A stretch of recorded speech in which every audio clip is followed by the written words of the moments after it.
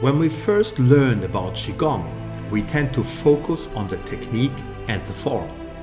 Today, we take it to the next level and dive into the formless and inner connection, the space within, the space which is infinite. Deborah Weisenberg-Lippitz takes us on a fascinating journey into the core of who we are. My name is Thorsten Lüdecke, and this is the Wisdom Qigong podcast.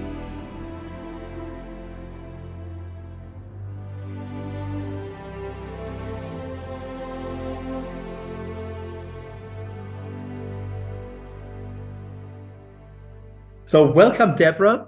Deborah, we just chatted briefly, and you said you would like to talk about inner connection and formlessness. Now, the formlessness automatically thought, wow, this is interesting. Now, what does she actually mean by that? What does formlessness mean to you, and why is that so important? It's one of those ideas or concepts which a lot of us feel is unreachable, or we don't know how to talk about it. So I think it's important to bring it up because it will eventually, we will be in a different state, a different dimension through our practice at some point in time. And if you have an idea of that space, then you have no fear. Over the years, I have been practicing forever, it seems. And I have been, from the beginning, primarily attached to technique and form, which is a good thing. That's not a bad thing at all. At some point in time, everything shifts. And there is a shift of awareness. And that awareness shift is what takes us to a different level. And that awareness shift occurs because we have an interconnection. And that interconnection is something that is gradually, through our practice and repetition and working, happens naturally. And I have discovered that for some people, when that occurs, they don't understand what's happening, and so they become fearful, which is completely unnecessary because it's a natural progression of where we are in our practice. So when we have a repetitive practice, many things can happen. With complete form, we can become attached to the outside, the technique, the physiological aspects of what's happening to our body. And we completely cut off and ignore anything that is happening internally, not from a physiological standpoint, but from I'm not quite sure of the word, but from an interconnective standpoint. And when we pop into that other space, it is effortless. And then our movement becomes seamless and easy because we are unsticking from form and we are focused internally. This interconnection, people call it many, many names. I'll just call it interconnection for lack of a better word. But that interconnection is actually the glue that holds everything together in our practice. So having an awareness of that inner space is very, very important. Now let's look into this a little bit further, because you say you're using the word inner connection, and other people use other words. Maybe you can use some of that words, because for me at the moment it doesn't ring a bell. I don't know what you mean by that. How would that show? What is it exactly? Inner connection with what? It's an interconnection with all things. So our practice is not a religion, but is definitely a link, a spiritual link to finding ourself.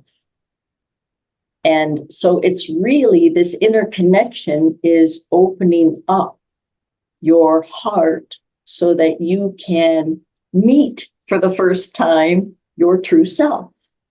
Right. And that's what I mean by interconnection. It's an inner essence, but it's more than self as far as self-righteousness. It's not that kind of a self. It's a self that is all-knowing. Right. And that self is within us always.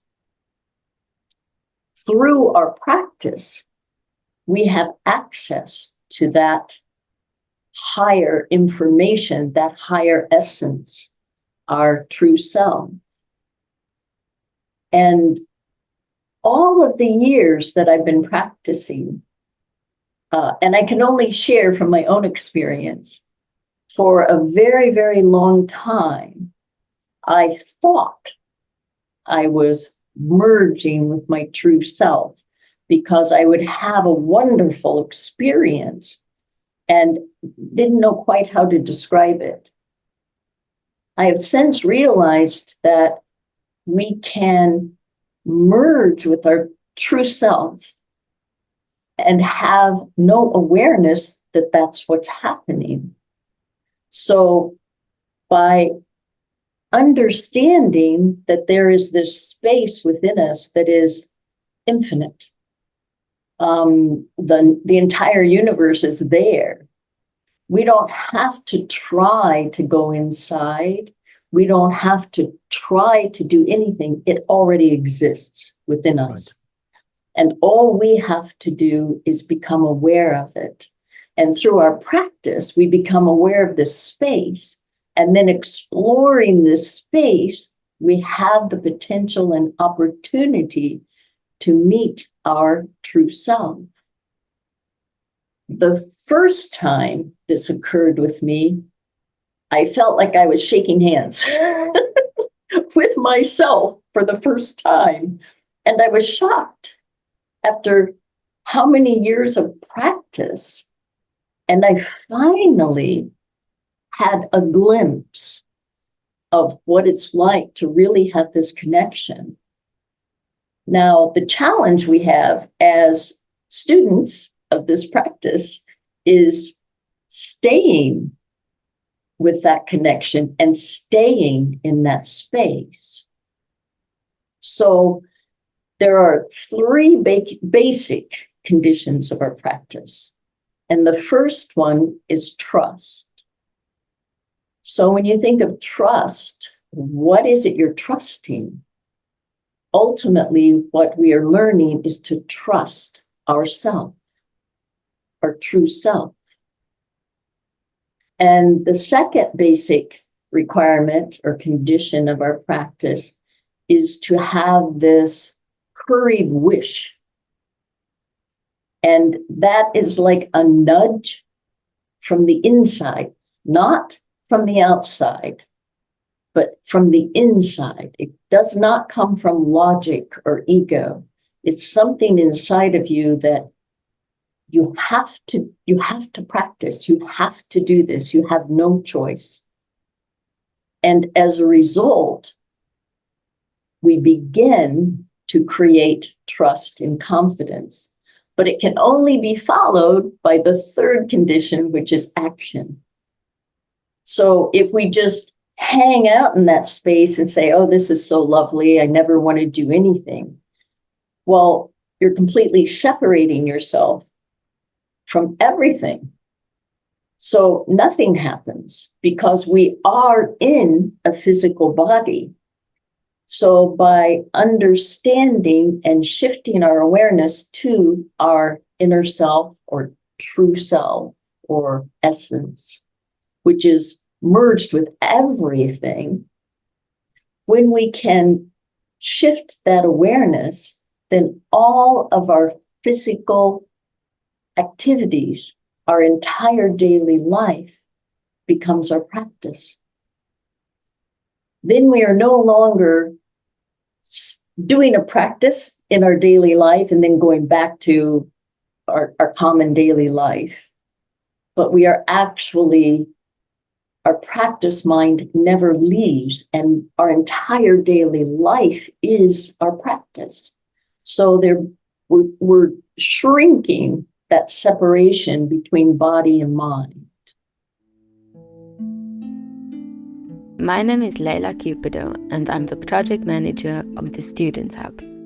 Our team is constantly adding events, teachers, videos, and other resources to take your practice to the next level, improving the quality of your life and the life of the people around you. We do this work for you, so please use it. Hun Yuan Ling Tong. I'm listening here very attentively. That's really, really interesting. Now it's a kind of a lecture. We've turned this podcast into a lecture, but it's so beautiful. Sorry. How you describe it. It's so beautiful. So please, if the thought process continues, please just continue, and I'll just ask my questions at a little later stage. Please continue. You can ask your questions anytime. No. Keep going. Keep going. Well, it's the same thing as, everybody says, I'm trying to create joy in my life. Well, joy is not something you can create. It's something that has to come from within us. So when we make that interconnection, we have that awareness shift, then joy, it just exudes naturally. If you think about all the master teachers, they're not like super serious. They're always giggling and laughing, and they seem so happy. And that's what we always aspire to be. And it's all about making this connection and having the understanding that we have to unstick from habit, unstick from expectations, unstick from our logic and our ego. It means we will always have logic and ego, but we don't want that to rule our life. Everything works from the inside out, not the outside in. And then we can have a very, very easy life. I mean, this is a fantastic journey you described that you seem to have gone through yourself. I mean, you can only talk about it because you discovered that for yourself, right? Now, for most of us, me included, I'm nowhere near that. So where would we start this journey? You spoke about that initially we all start with our exercises, and we're quite rigorous, most of us, how we do things. And then it seems to me that this focus on the exercises, on the particulars of the exercise, it's like they shouldn't be in our way to move to the next level, right? Is that a way to put it forward? Because you cannot just sit there and hope for enlightening. Yeah. So that's why we do these exercises. That's why we start somewhere. But then the transformation, something shifts within us while we're doing it and while we continue with our practice. Is that fair to say? Yes. Absolutely. You cannot be without the practice, the physical practice. Right. We just can't be completely stuck on the technique. For example, anyone can learn a form. Anyone. And then with practice, you become very, very good at it.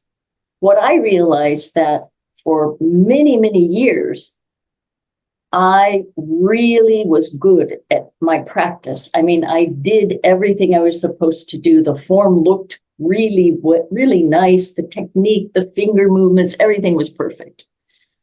But I had lost something. And it wasn't until Master Liu happened to come for the first time to the United States, and he did a practice that was so entirely different. It was still lift ye up, port ye down, but his whole thought process was in a different place. And that was what was missing for me. It was this, I called it a spiritual connection, but it was a connection, an inner connection that had been lost somewhere along the line. And then everything began to shift. Now, I'm not there either all the time, Torsten. I'm there. It used to be a glimpse. Now it may be moments. But it's so easy because we are so trained culturally to depend on everything according to, our appearance, our job, how much money we make, what we look like, all of those things. And that's all coming from the outside. When we can unstick from logic and ego and work from the inside, all of those other aspects begin to change. Our inner awareness change and what happens. And you can see this in other people. All of a sudden, they stand straighter. They start wearing different clothes. Not because they're trying to please someone out there, but because they are feeling comfortable within their own skin. So their inner essence, their inner space is becoming so large. It's larger than the physical body. So you are being held upright with your space, which is basically Ding Tian Li Di. We Right. are the sky, we are the earth, we are the space in between. And we begin to live our life from that perspective. So it changes our mental paradigm and it changes our perception. To talk on a practical level, what happened for you? You were doing your practice very diligently and you were really good at what you were doing. And then at one point, in this case, it was through an encounter with Master Liu, but it doesn't have to be that. At one point, there was like an insight that struck and that you realized something. And that something might actually be something completely different for someone else, right? Because we're all at different stages and we all have different, the different processes that we go through. But there is this shift at one point that opened something up for you. And then you were just, you said something beautiful. I'm not quite sure whether I got that correctly when you spoke about that the training or becomes something that you actually have no choice anymore. You're so drawn to it that it's not a question of okay, should I do my training today or rather do something else? It's not a question anymore. It's just what you naturally want to do and what you naturally do, right? And I assume, please correct me if I'm wrong here, that this is one of the consequences of this insight. And that again basically opens up new doors and new possibilities. And your words were so much more beautiful than mine because you described your own experience here. But maybe we can explore this a little more. Maybe from your very personal perspective. How did it show up in your life? What did it mean exactly? And and how can we, listening here to this podcast, you said something when you said, don't be afraid of that. Because people might be a little fearful. Okay, what does this actually mean? It's so unknown. It's something we have never experienced before. So maybe you can take this fear away from us, or you can make it a little more familiar, so that when it comes up, we are welcoming it more. I'm rambling now a little bit, but maybe you get what I'm aiming at here. Yes. And I was rambling. Now you're rambling. So together we'll really put something great together.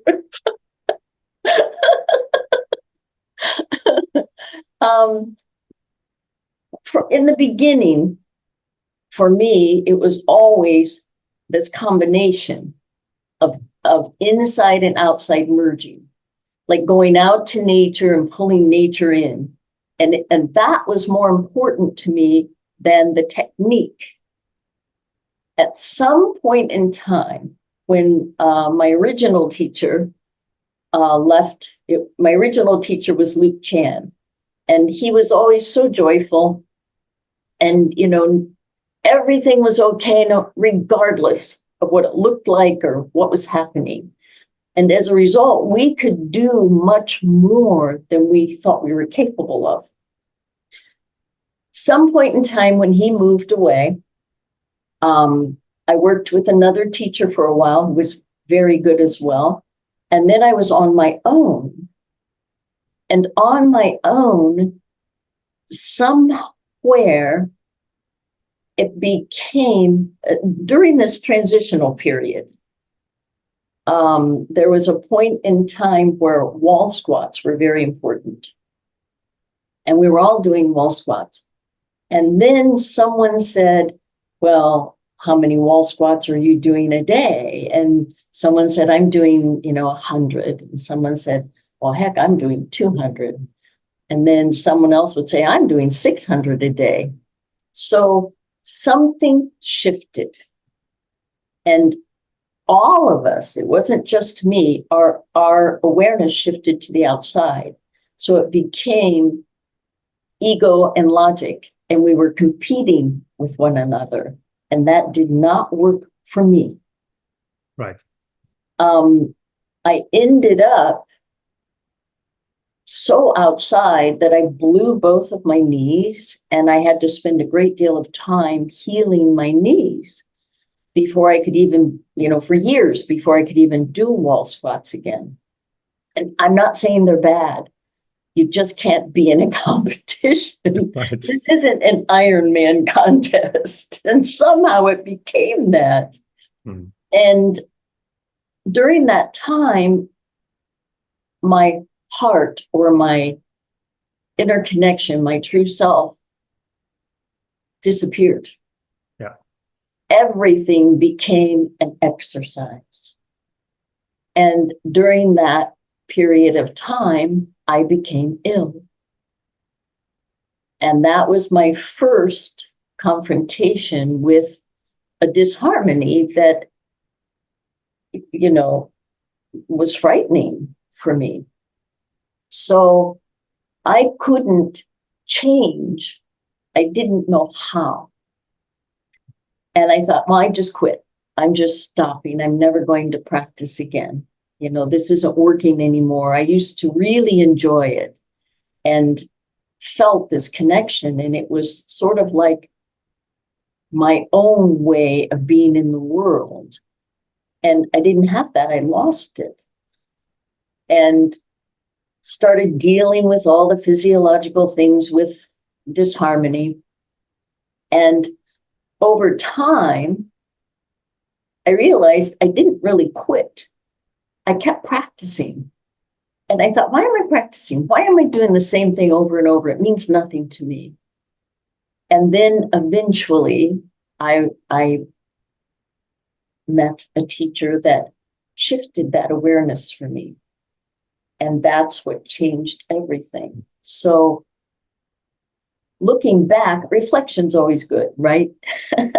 Yes. During the process, when you're in it, it's very challenging because you're in it. Right. But looking back, I realized that everything had moved outside. I was completely stuck in logic, ego, and form, right, rather than interconnection, space, formlessness. And when you are in that space, that formlessness, of course, there is this mergence of physical body with that space, but everything's easy. And your physiological body follows because everything is being moved by your heart mind, no longer your logic and ego. Now, here's a few things that I'd like to point out or address. One is that what I notice is that when you were stuck, it was also a time, it seems to me, where there was little inspiration from outside. Because that when you spoke about, and then this master came, I think it was Master Leo in this case, and it was working with him or whatever he said that opened up something. And I think that's something we shouldn't underestimate, because if we just practice by our own all the time and never talk to anyone, who has gone through similar experiences or who's got some other insights that might or might not resonate with us, then it's far more difficult to get to the next level and to get new insights and new ideas. And I think that's also why this podcast, in particular this episode with you, is so important, because there will be people out there where they say, wow, this is an interesting thought, and they start dwelling on it, and maybe something will move and shift with them. So I think the idea of being in an interaction with someone else, through this podcast or with other teachers or something like that, is a very important part of our practice. Very rarely do we actually, just sit all by ourselves on a hill for 15 years and then suddenly we move to the next level. It happens to some people, but I think it's more anecdotal rather than how real life happens. So that's something I want to encourage everyone. Just you don't have to take on anything that you say or I say or anybody else says, but have an open mind and an open heart and see whether any of that could be of value to you, and that might shift something or move you to the next step. Is that something that you'd also agree with and say that is an important part of us moving further, right? Absolutely. It is. Well, we always talk about our Qigong family. You need a community. And way back when I started, you didn't have people you could share this with, because people were separated. There wasn't a great deal of internet connection. And so you would go to these retreats to rejuvenate and speak to your friends and see how they progressed. And also we saw our teachers change too. The more we practice, the more we evolve as human beings. But it's that sense of community that is so important. And it doesn't matter if it's just you and me speaking, or if you're in a group of 30 people. It's so important that we share what we know, regardless of whatever level you are at, because every single person, it will be received at their level. And then they can take that information and utilize it to help themselves. So I just think what you are doing, and Britta, it's just phenomenal, because it's a platform for people to make these connections and have their own community. And I think it's wonderful. Now, the other thing that it just came back to me is when you, it seems to me that you realized before that interaction with Leo happened that there was something missing, that that there is something wrong. Yet I want to make sure that we all understand you correctly here. You were not going out there, because that's a little bit of the risk now. People hear our conversation and they say, okay, great, let me now move my practice from the form to the formless. How am I going to do this? It's not like you can't make it a goal as such, right? It is more a natural progression. Maybe you can explore this a little bit. It doesn't sound to me like you went out there and set the goal and said, okay, from tomorrow on, I'm going to be formless and I'm going to have the inner connection. Let me just get this done now. It's not like, it doesn't work like that, right? That's correct. I didn't go to the top of the mountain and say, okay, I have nothing to worry about. Everyone feed me, bring me food. All I have to do is sit here and do nothing. No. As we said, everything has to be followed by action.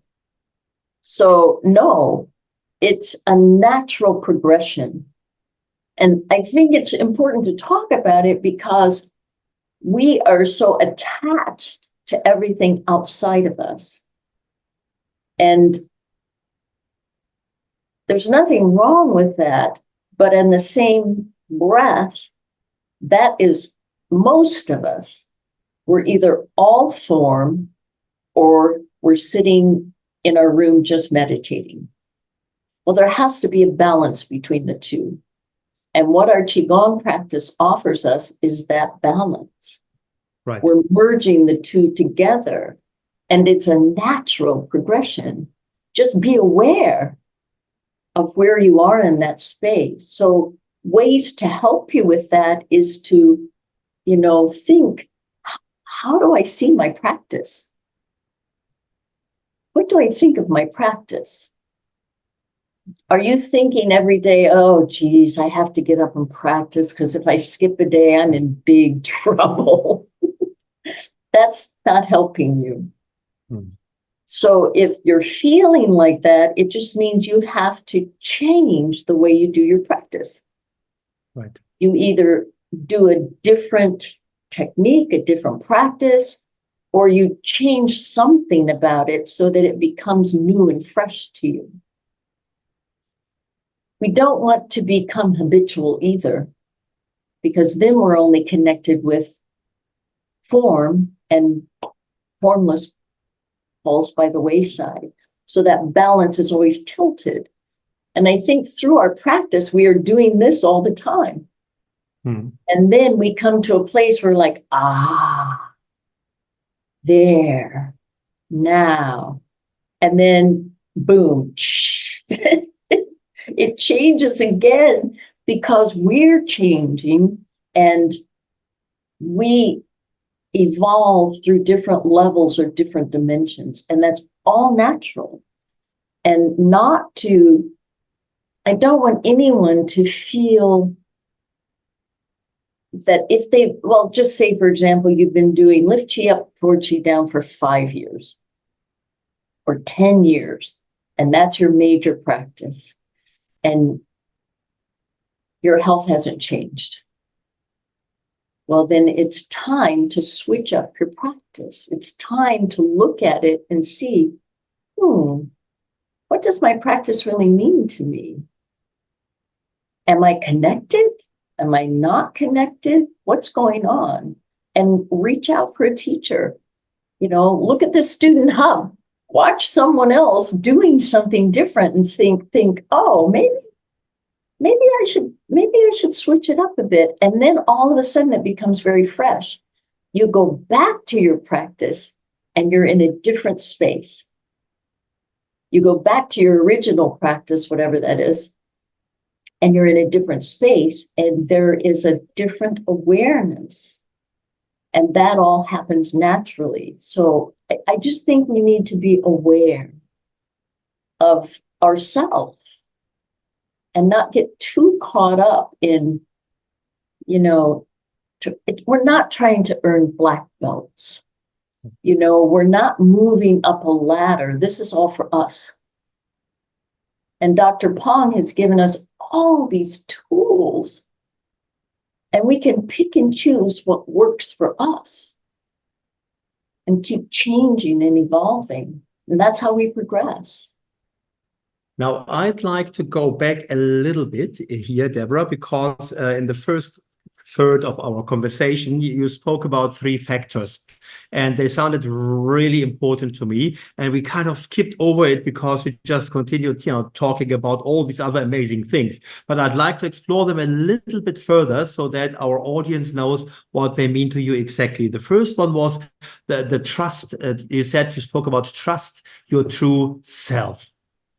Now, what does that mean to you?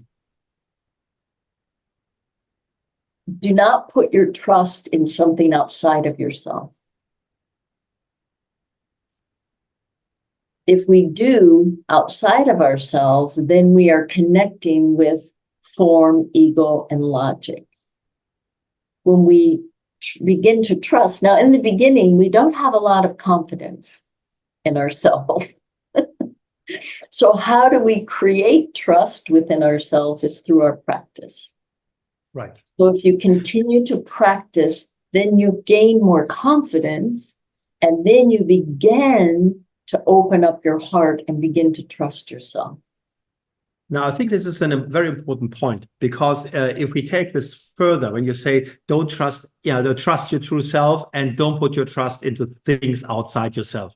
For me, that includes Qineng Qigong, because Qineng Qigong is just a way of how we approach life in order to get to our true self. But it's not Qineng Qigong that holds the power. It is really our true self that holds the power. And our true self, we all know how powerful it is, because the whatever controls your heartbeat now and has you sit there and talk to me, that is all coming from inside of you. It's not some external thing controlling you or making that for you. So I think that this idea of trusting your true self is very important. Also because I often hear the words like, trust your practice. And I think it's true on one level. But only trust your practice because behind your practice, it's your true self that is using this practice to achieve the results, right? Or when people say, now trust you can heal, or trust if you do Qineng Qigong or 8 hours a day, you can heal, or that's all true. That's all true. But it always comes back to the true self, because who does the healing? It's whatever is powerful within you that does the healing process. So I don't know, correct me if I'm misinterpreting anything here, but that is what it means to me when you say trust your inner self. I totally agree. Yes. Okay, good. So I got that right. That's perfect. So the second point, please repeat the second point for me. That is like a hurried wish or an inner nudge. Right. Not necessarily a desire, because that's attached to some kind of expectation, but there's something in like a no choice practice. It's that kind of a feeling. There's something within you that makes you want to do this, whether it's Qineng Qigong or yoga or prayer or whatever it is. It has to be coming from within you. For many of us, that is easier said than done, because I'm sure there's a huge part of the community that does the exercise because we have to do the exercise in order to get better, right? Or to stay healthy. Now, so let's explore this a little bit. Where do you think it comes from? Why do some people have this inner urge to say, this is just what I want to do because, I enjoy it and it's just what I want to do? I think that's when there's a shift in awareness. And that awareness shift is coming from the inside, not because someone else tells you this is what you should do, or guilt or judgment or anything like that. It's something that comes from within yourself. And I totally agree that it's much easier said than done. And I think a lot of things that everyday things, a lot of our life, we spend a great deal of time intellectualizing, and we understand that intellectually, but applying it is a whole different idea. And for me, it's the Qineng Qigong that gives me the tools to be able to find and research without trying, research myself. So I'd like to bounce a thought here with you. Because for when you describe it, it sounds like basically you wake up and there's an inner knowing that you want to do the practice and it's just so beautiful and let's do it. Now, would you say that if I have an intention behind it, it is as powerful? So, for example, I've got a serious disease that is dragging me down, but I can connect with my life intention. I say, I want to be out there in nature. I want to enjoy my life. I have a vision for my life. And that is what calls me to do my practice. Would you say it is as powerful? Because it's clearly something different. But for a lot of people, that has worked very well. That's correct. And I think, personally, I prefer willed focus. And this is my own personal interpretation. Yes. When I set an intention, I have an expectation. And that expectation is creating something outside of me. And that's just where it comes from within me. So I just changed intention to willed focus. And for me, that's something completely different. It has nothing to do with willpower, but there's a willed focus. And then my mental state doesn't think of an expectation. It's like it's already achieved. Like I had this intention when I first started. You know, I felt like, and this was way back when I first started, I thought, okay, my intention, if this is so powerful as they say, and all these things can happen, and if I continue to do this, I'll be healthy. Well, then I'm going to get rid of all these things that are not healthy. And this was before I had a huge disharmony. These were little things. I thought I'll start small because I had no confidence, no trust. Yes. So I'm like, okay, so let's say I'll just make something up. Like I had warts on my arm, and I thought, okay, I'll see if I can if I practice every day, those warts will go away. So I looked at my calendar and I thought, shouldn't take more than 30 days. So on my calendar, I put in 30 days, these warts on my left arm will all be gone. In 30 days, nothing happened.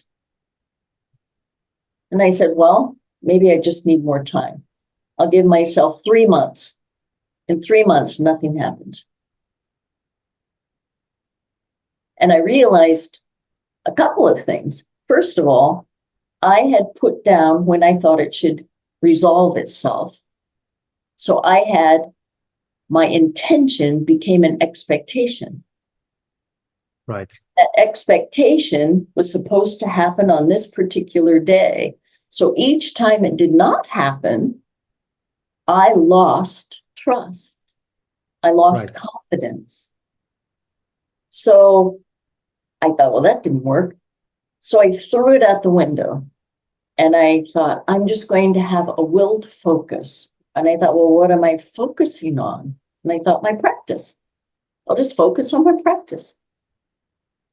Within a short period of time, the warts were gone. And all the other things that I put down should be gone by this date, this date, this date. Even a year from then, everything went away over time because I wasn't attached to it. Yes. I had unattached. I was aware of it, but unattached to it. Yes.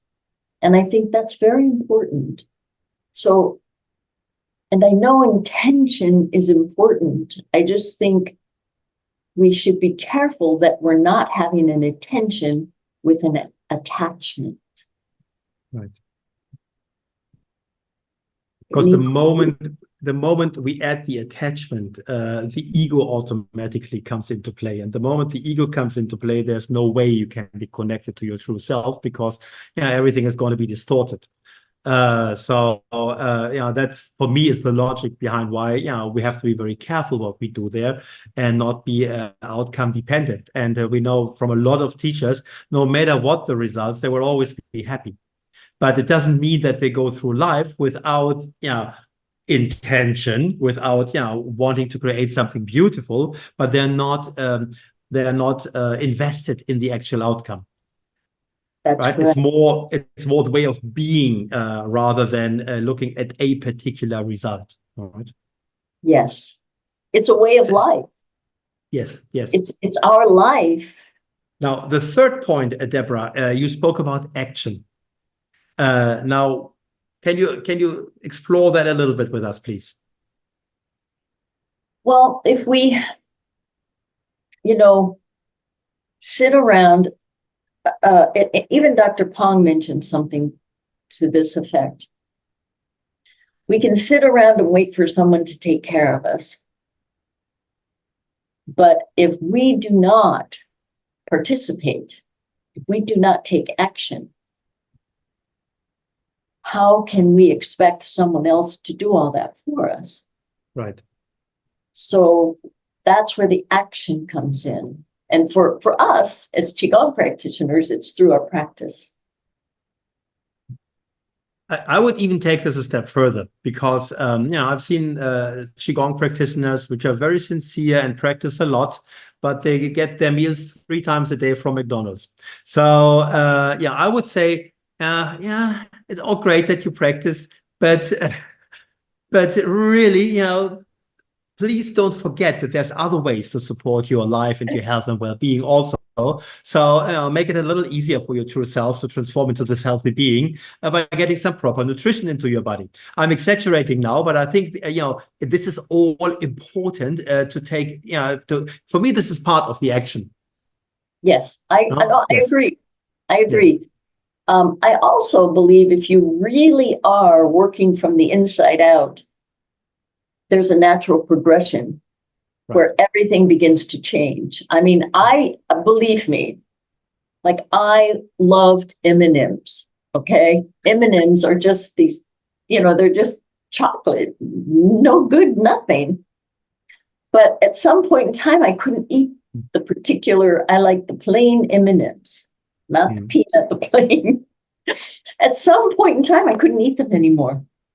And I was so frustrated. I'm like, why can't I eat these? And I kept trying. And I kept getting sick.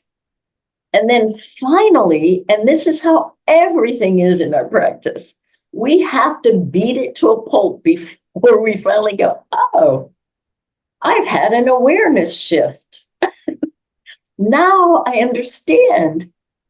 I could no longer eat M&Ms.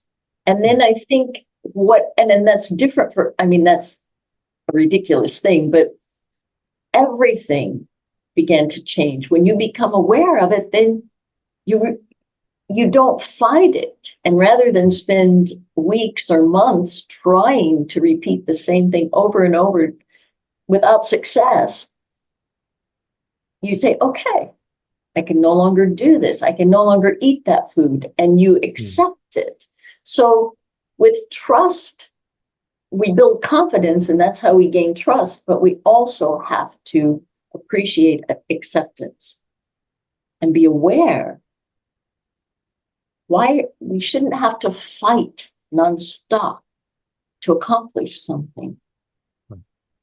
Now, I love how we started with inner connection, true self, and we ended with M&Ms, the plain ones, not the peanut ones. So I think we've really covered a lot of ground, Deborah, and we are way over time. But I don't want to stop before mentioning that we have 2 other amazing videos of you and with you on our YouTube channel. One is obviously the teacher's portrait that we will link into the show notes, and the other one is a video called The Day I Met Dr. Pang, because you were one of the fortunate Westerners who has actually ever met Dr. Pang, who was at his center. So that's a beautiful another video for people to explore and to learn from your experience there. Deborah, it was a pleasure to talk to you. Let me just check what you're teaching these days. Are you teaching back home, or are you teaching international groups, or who can basically benefit from your wisdom and your teachings? I teach everything now online, and even my Huanyang Qi therapy, everything is online.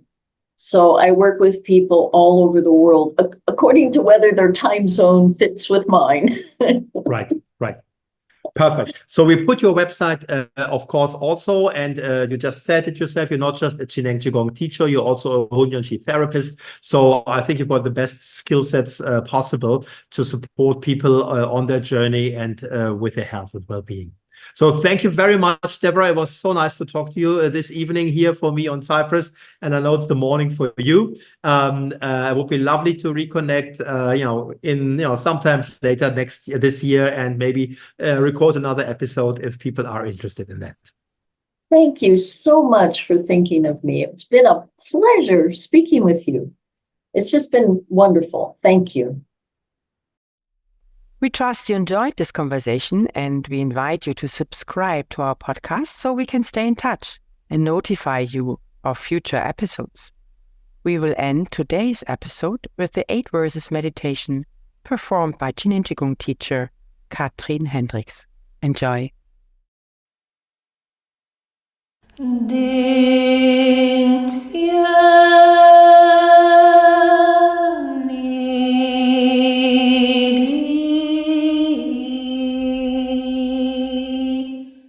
shing song yi chong wai jin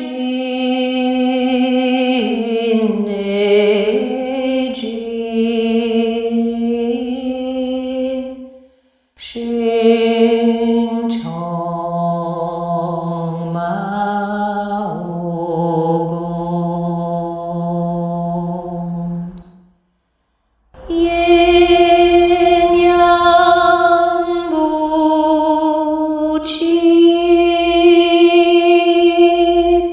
shan zhou zai gong shan yi zao ti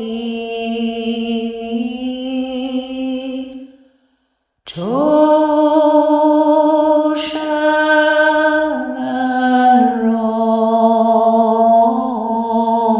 rong zhou shan rong rong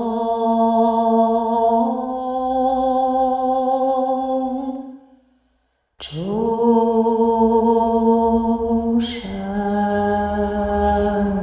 rong rong.